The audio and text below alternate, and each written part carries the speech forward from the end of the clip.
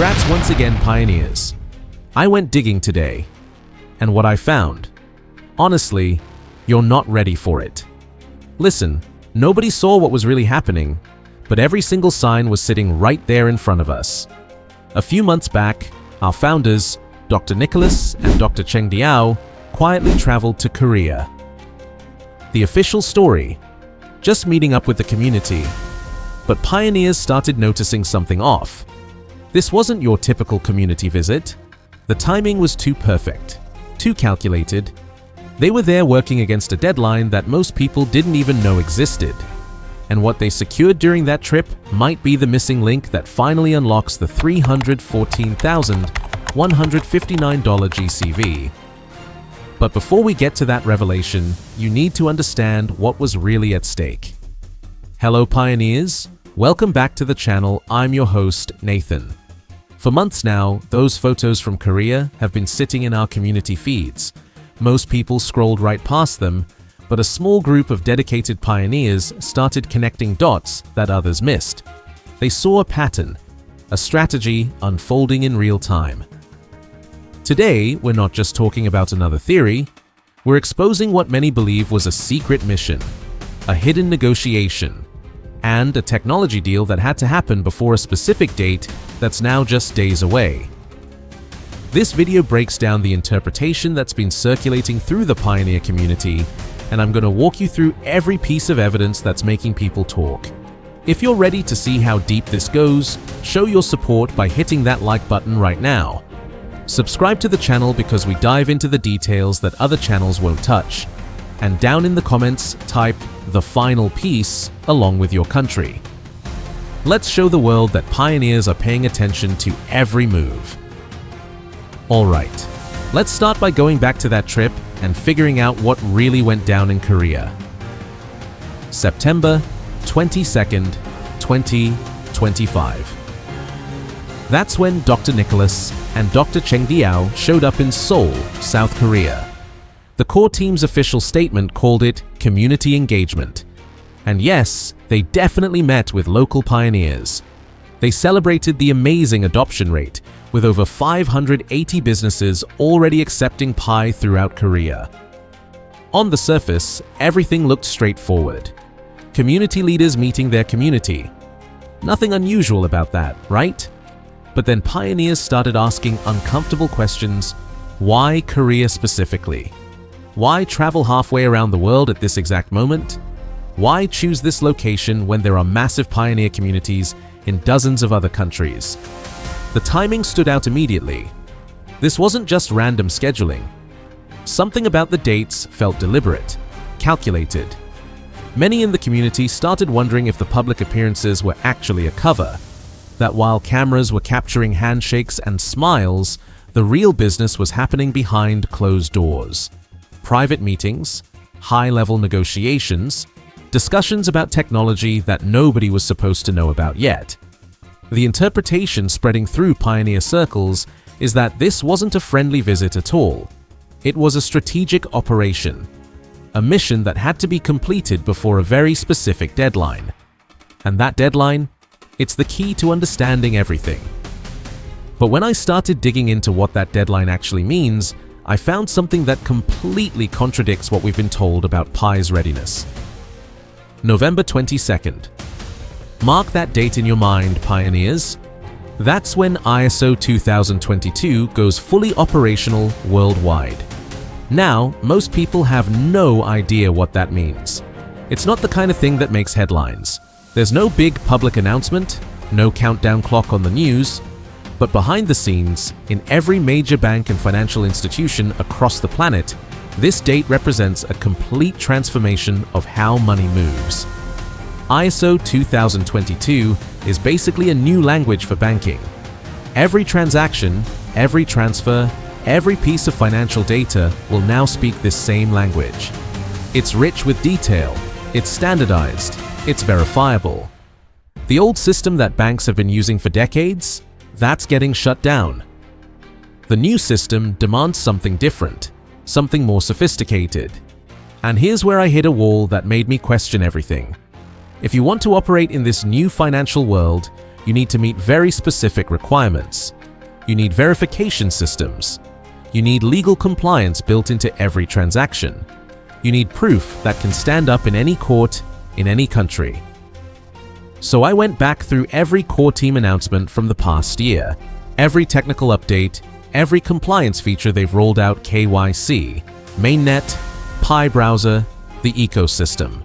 And you know what I realized? Something was missing, something critical. Pi has identity verification through KYC. That's great, but that only proves who you are. It doesn't prove what you agreed to. It doesn't create legally binding proof of transactions. It doesn't generate the kind of digital signatures that banks and governments require under ISO 20022 standards. This is when the theory started falling apart for me. Because if Pi was missing this crucial component, how could they possibly be ready for November 22nd? How could the core team be confident about entering the global financial system? Unless they went to Korea to find exactly what they needed. But that raises an even bigger question that we'll get to in a moment. I started researching Korean blockchain companies, looking for anything that specializes in compliance technology, anything that could fill this gap for Pi. And one name kept appearing: Sign Protocol. Some people know it as ETHSign. This company operates out of Korea. Their specialty is extremely focused. They build secure digital signature systems and smart contract verification tools for blockchain networks. Let me explain this in simple terms. In the physical world, when you sign a contract, that signature makes it legally binding. It proves you agreed to the terms. It proves you were the one who made that commitment. That signature has legal weight. Sign Protocol does the exact same thing, but for digital transactions, it creates an unforgeable, legally binding proof for every action on the blockchain. It's like a digital fingerprint that proves identity and intent. This was it. This was the missing piece. But here's where things get weird. Sign Protocol already works with major blockchain projects, Ethereum-based platforms, DeFi protocols. They're established. They're respected in the industry. So why would they partner with Pi Network? It doesn't make sense, unless Pi offered them something they couldn't refuse, or unless Pi's vision for global adoption was so compelling that Sign Protocol saw the opportunity before anyone else. And that's when I found something that changed my entire perspective on this theory. I was going through old community posts from Korean pioneers' translations of local meetups, photos that weren't widely shared in English-speaking communities. And I found something interesting, a post from late September, just days after the founders left Korea. A Korean pioneer mentioned seeing Dr. Nicholas and Dr. Cheng Diao at a building that wasn't on the official meetup schedule, a corporate office building in Seoul's tech district. They weren't alone. They were with people in business attire, people who looked like executives. The post got almost no attention. It was buried under hundreds of other posts celebrating the meetups. But that one detail changed everything for me. Because when I looked up that building's address, I found the tenant list. And guess what company has offices on the 14th floor? Sign Protocol. Now this doesn't prove anything definitively. It could be coincidence. Maybe they were visiting a different company in the same building. Maybe the pioneer was mistaken about the location. But the timing lines up perfectly. September 22nd. The founders in Korea. A sighting at Sign Protocol's office building, and November 22nd, just weeks away. Many pioneers believe this wasn't a coincidence. They believe the founders went to that building specifically to meet with Sign Protocol executives, to negotiate, to finalize, to secure the technology that Pi needed before the deadline. But if that's true, it raises a question that actually worried me when I first thought about it. Let's say the theory is correct. Let's say Dr. Nicholas and Dr. Cheng Diao did secure a partnership with Sign Protocol in September. That's September. We're now in November. That gives the core team roughly 8 weeks to integrate a completely new technology into Pi Network's infrastructure. 8 weeks to build the technical bridges. 8 weeks to test everything. 8 weeks to make sure it works flawlessly with KYC, with the Pi browser, with the wallet system, with every piece of existing infrastructure. Anyone who understands software development knows that's an incredibly tight timeline, maybe even impossible. Major tech companies take months, sometimes years, to integrate new systems. They run countless tests. They do beta launches, they fix bugs, they iterate. 8 weeks?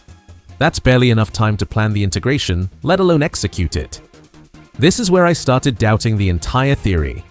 Because even if they secured the partnership, even if Sign Protocol agreed to work with Pi, there's no way they could have it fully operational by November 22nd, unless the core team had been planning this for much longer than we realized. Unless the Korea trip wasn't about starting negotiations. It was about finishing them. And that possibility opens up a completely different interpretation of what's been happening behind the scenes. What if the Korea trip wasn't the beginning? What if it was the end? Think about how the core team operates. They don't announce things until they're ready. They work in silence. They build in private. They only reveal progress when it's nearly complete hackathon. Announced when it was ready to launch. Mainnet. Announced when migration was prepared. KYC. Rolled out when the infrastructure was built. What if discussions with Sign Protocol started months before September? What if the technical teams from both companies had already been working together, building the integration, testing the systems? What if Dr. Nicholas and Dr. Cheng Diao went to Korea not to negotiate, but to sign the final agreements? To shake hands on a deal that was already 90% complete? That would explain the timing. That would explain the confidence. That would explain how they could possibly be ready for November 22nd. And there's actually evidence that supports this interpretation. In July, the core team made a technical update to the Pi node software. Most people ignored it. It was listed as general maintenance and optimization. But buried in the technical notes was a reference to something called Enhanced Transaction Verification Protocols. At the time, nobody understood what that meant. It seemed like standard technical language. But now, looking back, what if that was the early foundation? What if they were already preparing Pi's infrastructure to receive Sign Protocol's technology? Then in August, there was another update. This one mentioned improvements to the digital signature validation system. Again, it seemed routine. But what if it wasn't? What if the core team has been systematically preparing Pi network for this integration for months, and the Korea trip was just the public-facing moment when everything became official? If that's true, then Pi might actually be ready for November 22nd. Not because they rushed the integration, but because they've been working on it longer than anyone realized. And if Pi is ready, if they've successfully integrated legally binding digital signatures into every transaction, then the implications are absolutely massive. If this theory is accurate, if the Korea trip really was about finalizing Sign Protocol integration, and if that integration is already largely complete, then we're looking at something that completely changes Pi's position in the cryptocurrency world. Let me walk you through what many pioneers believe this could enable. First, seamless global banking integration. We're not talking about informal peer-to-peer transactions anymore. We're talking about Pi being able to plug directly into the new ISO 20202 global financial infrastructure. This matters for exchanges. It matters for cross-border payments. It matters for every major financial institution that might want to work with Pi. Banks don't trust cryptocurrency because it lacks accountability. They can't verify transactions in ways that meet their legal requirements. But if every Pi transaction carries a legally binding digital signature that meets ISO 20022 standards, that changes everything. Second, regulatory compliance that's practically bulletproof. Pi wouldn't just be compliant with regulations, it would potentially exceed compliance standards. This makes it incredibly attractive to governments who are desperately trying to figure out how to regulate cryptocurrency without destroying innovation. Most cryptocurrencies fight against regulation. They build systems designed to avoid government oversight. Pi is doing the opposite. They're building compliance directly into the network. And while that might seem boring to people who love the rebellious nature of cryptocurrency, it's actually brilliant strategy. Because the projects that survive long-term won't be the ones that hide from regulation, they'll be the ones that work within it. Third, and this is what really matters to every pioneer holding Pi right now, it builds the foundation of trust for the GCV. That $314,159 valuation isn't just a number someone made up. It represents a global consensus of trust and verifiable value. But how do you create that trust? How do you convince banks, governments, merchants, and everyday people that Pi has real value? You prove it with technology that makes every transaction legally verifiable. You prove it with compliance that removes every objection. You prove it with infrastructure that meets the highest standards in global finance. Many pioneers believe this sign protocol integration creates the absolute bedrock of trust that value needs. Banks will trust it because every transaction is legally verified. Governments will trust it because compliance is built into the system. Merchants will trust it because they have legal recourse if something goes wrong. The core team isn't just building a cryptocurrency. They're building a compliant financial ecosystem that can operate within the existing legal framework while still maintaining the benefits of blockchain technology.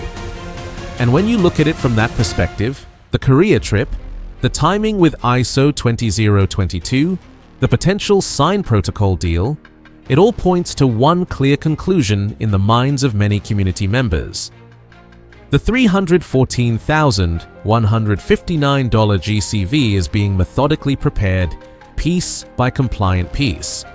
Every regulatory requirement is being addressed. Every legal question is being answered. Every technical component is being secured.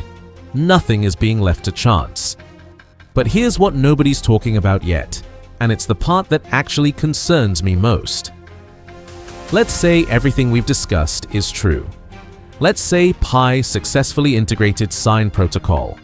Let's say they're ready for ISO 20022. Let's say they've built the most compliant cryptocurrency in existence. There's still one massive risk that could derail everything. Adoption.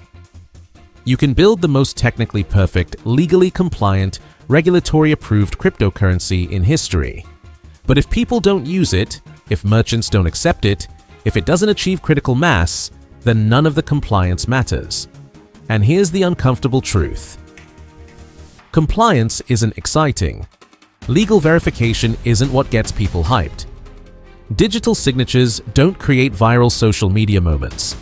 What creates adoption is utility. Real-world use cases. The ability to buy things you actually want. The ability to send money faster and cheaper than existing options. The ability to do something you couldn't do before. Pi has over 50 million users. That's incredible. But how many of them are actively using Pi? How many merchants accept it outside of the pioneer community? How many real-world transactions are happening daily? The core team has been focused on building the infrastructure, getting the compliance right, preparing for regulatory approval. And those things matter, they matter enormously. But if they launch the open network and people just hold their Pi waiting for the price to go up, if merchants don't integrate it, if real-world utility doesn't materialize, then all this preparation won't matter. The Korea trip might have secured the technology. The November 22nd deadline might prove Pi is ready for global finance. But the real test comes after launch. Will people actually use it? And that's the question that keeps me up at night, because I genuinely don't know the answer yet. Let's be completely realistic here. This is a compelling theory. The connections make sense. The timing lines up. The strategic logic is solid. But we're still operating in enclosed mainnet. The open network hasn't launched yet. Nothing is guaranteed. We're working with interpretation and pattern recognition, not official announcements. However, experienced pioneers are saying that regardless of whether this theory is completely accurate or only partially true, certain actions become even more critical right now. First, complete your KYC immediately if you haven't already. This is your access pass to whatever comes next. If Pi is truly preparing for global compliance, If it's building systems that meet the strictest regulatory standards, then verified identity is going to be your ticket. Don't wait. Don't procrastinate. Don't be the person who misses out because you didn't complete this one essential step. Second, secure your passphrase like your financial future depends on it. Because it might. Write it down, store it somewhere safe. Never share it with anyone. Your digital wealth could be substantial, and if you lose access to your wallet, nobody can recover it for you. Third, and this is critical, don't just hold your Pi, use it. Find merchants who accept it. Buy things with it. Send it to other pioneers. Participate in the ecosystem. Because if this theory is correct, if Pi has built all this compliance infrastructure, if they're ready to integrate with global finance, then the only thing that matters after launch is whether people actually use the network. You can't just be a spectator waiting for the price to go up. You need to be a participant making the ecosystem valuable. Fourth, stay informed but maintain a balanced perspective. Don't chase every piece of hype. Don't believe every prediction. Follow channels that do deep analysis and connect dots, but always keep your expectations realistic. The Pioneer community sees the core team's actions as strategic, measured, and always forward-looking. The Korea trip, the ISO deadline, the potential Sign Protocol partnership, all of it paints a picture of a project that's moving with clear purpose and direction. They're not rushing. They're not cutting corners. They're not taking shortcuts that could create problems later. They're building something designed to last, something designed to meet every regulatory requirement, something designed to integrate with the global financial system rather than fight against it. And that approach, while slower than some people might like, could be exactly what separates Pi from the hundreds of cryptocurrency projects that launch with excitement and disappear within months. So, here's what we know. Dr. Nicholas and Dr. Chengdiao traveled to Korea in September. They were spotted at a building where Sign Protocol has offices. The timing lines up perfectly with the November 22nd ISO 20202 deadline. PI's technical updates from July and August suggest preparation for enhanced verification systems, and the core team has been unusually quiet about what's coming next. Connect those dots, and you get a theory that makes strategic sense. A secret mission to secure the final technology needed for global compliance, a partnership that gives Pi legally binding transaction verification, an integration that's been in progress for months, not weeks, and a launch timeline that's been coordinated around the biggest shift in global banking infrastructure in decades. Is it proven? No. Is it possible? Absolutely. Does it explain why the core team seems so confident about Pi's future? Yes, but there's still one piece missing from this puzzle. One question that the community hasn't fully answered yet. If everything we've discussed is true, if Pi is ready for ISO 20022, if they've integrated Sign Protocol, if they've built all this compliance infrastructure, then why hasn't the core team announced it? Why keep it secret? Why not tell the community what they've accomplished? And the only answer that makes sense is this: they're waiting for something. Some final approval? Some regulatory clearance? Some piece that needs to fall into place before they can make it public? November 22nd is in days. Whatever they're waiting for, we're going to find out very soon. Thank you for watching, Pioneers. If this analysis helped you see the bigger picture of what might be happening behind the scenes, hit that like button and subscribe to the channel. Drop a comment letting me know whether you think this theory holds up, or if there's something we're missing. I'm Nathan, and I'll see you in the next video.